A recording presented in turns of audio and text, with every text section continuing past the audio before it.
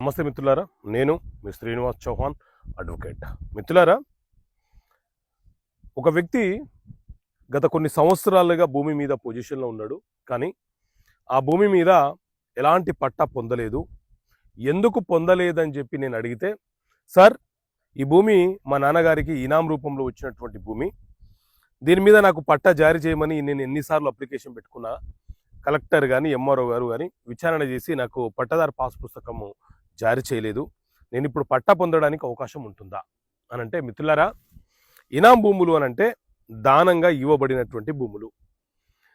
తెలంగాణ ప్రాంతంలో భూస్వాములు, పెత్తందారులు, పట్వారీ వ్యవస్థ ఉన్నప్పుడు చాలామంది ఆయా కులవృత్తుల వారు వీరి వద్ద పనిచేసేవారు.